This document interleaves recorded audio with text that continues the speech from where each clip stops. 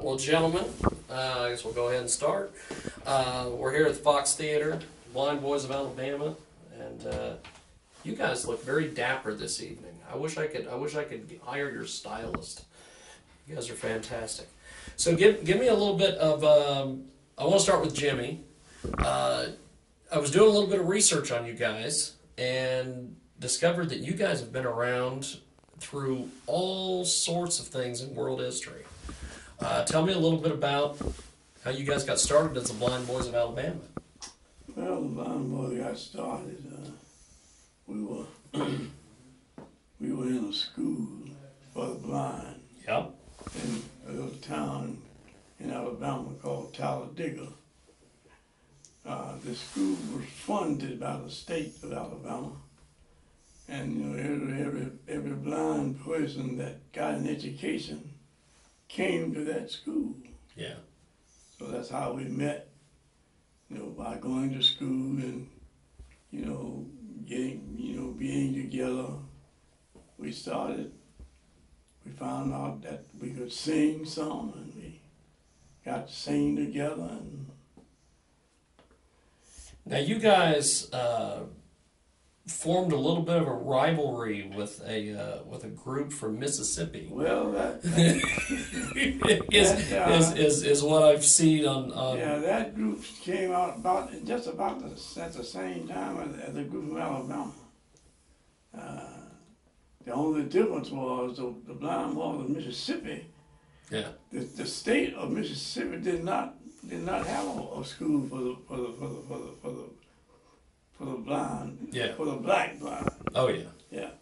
So, but they the man that the principal of the school in Mississippi went.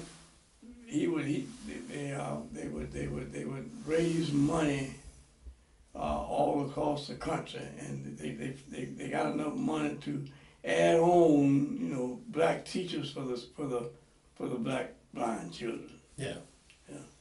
But back to the thing what you're talking about.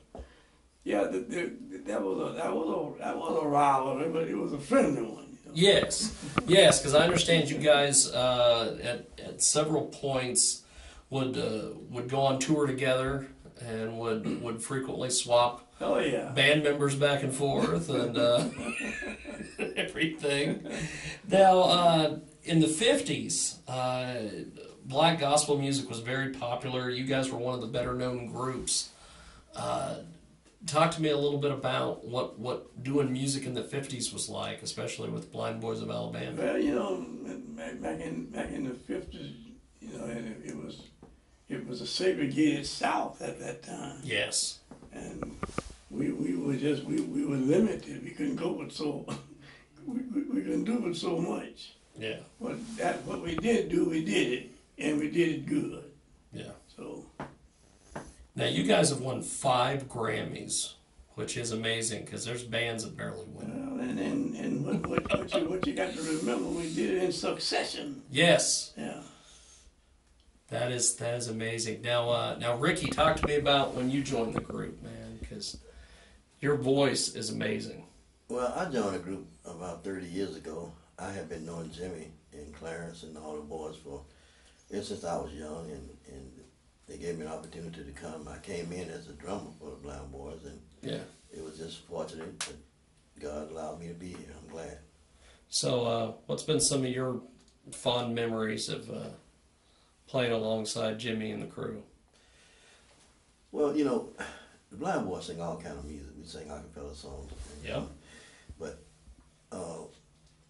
some of my fondest memories and what it really means, I think the most to me, is when we went to the war, the Blind Boys of Alabama were awarded the Lifetime Achievement Award by the Grammy Association. That's something that does not happen to a lot of artists in our lifetime. And to be a black blind quartet singing gospel music, that meant more to me than this institution was proud of all you guys. And that's it.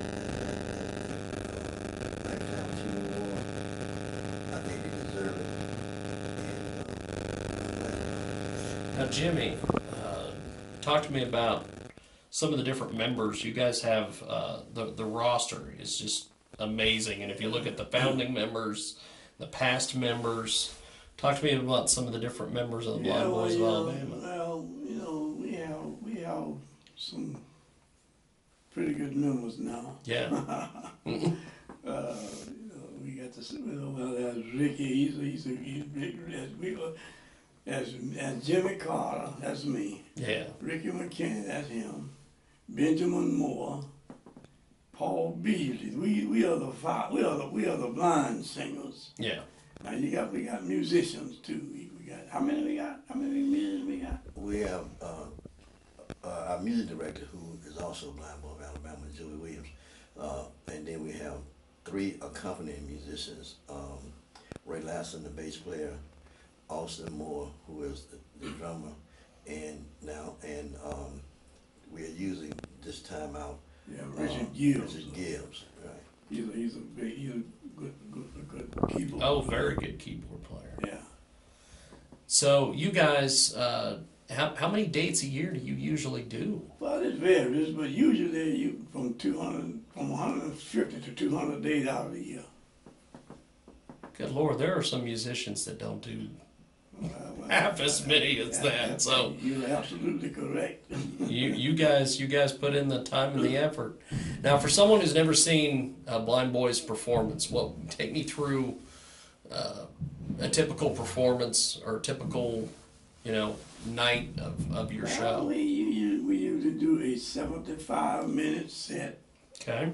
Without intermission. Yeah. Sometimes we do. It depends on the venue and the the promoters. If they want a split set, we can do that too. But mostly it's a 75-minute set. We do traditional gospel. We do temporary. We do it all. Yeah. And so when you hear the Blind Boys, you will hear a mixture of all kinds of gospel music. That's awesome. That's awesome. Well, as we wrap up here, guys, you guys are going to be playing tonight here at the Fox Theater here in Hutchinson. I'm assuming you guys got the sound check out there. What did you think of the acoustics in the theater and everything? Well, I got the word that the sound check was great. Yeah. We're going to be here. We just want everybody to know that we're glad to be here and just have a good time. That's awesome. Well, it was an honor and a privilege to talk to you guys. Well, thank you, my friend. And I appreciate the time. Thank you, gentlemen. You're welcome. And if you miss it this time, don't miss it.